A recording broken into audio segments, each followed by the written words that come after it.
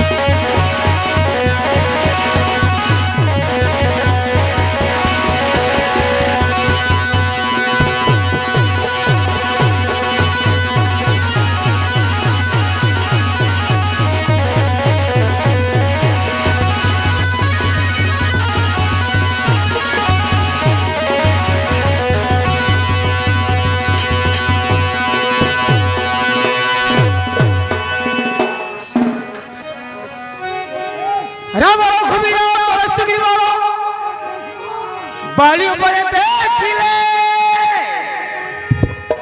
गुणे सरसी बिंगिले आमची बाड़ीर प्राण नासिले बाड़ीर प्राण नासिले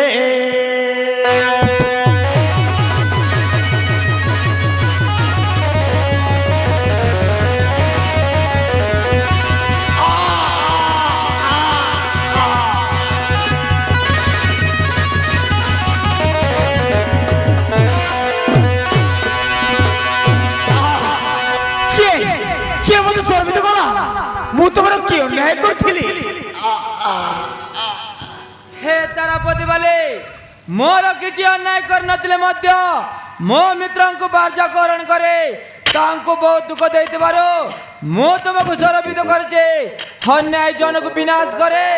संत पळिबा निमंते मो धरणी पक्षर जन्म ने विभिन्न रूप रे मते क्षमा कर बाले ए अन्यायर फल द्वापर भोगिबे तुम पुत्र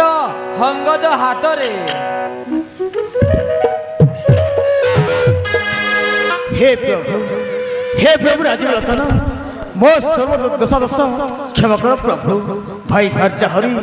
मु बड़ अपराध करछि प्राण विसर्जन करने पूर्व मोर गोटे बागुणी रक्षा करतु प्रभु रक्षा करतु। कुह तारापते मोटर तुमर कौन मागणे मो तुमर सब आशा निश्चय पूर्ण करिबे प्रभु मु तो बच पारिबि नहीं मो पुत्र को आपण को समर्पण करुछि ताको पूर्ण भावी श्री चरण आशा दियंतु प्रभु आशा दियंतु। बाले मो तुमर सब आशा पूर्ण करछे निश्चय तुम पुत्र अंगद को आश्रय देबे प्रभु मो घात को संभाली पा नहीं प्रभु मत विदाय दे प्रभु मत विदाय दे भाई शिविर मते क्षमा कर दो भाई मते क्षमा कर दो मो पुत्र भाजा तो लगे भाई मो पुत्र भाजा तो लगे।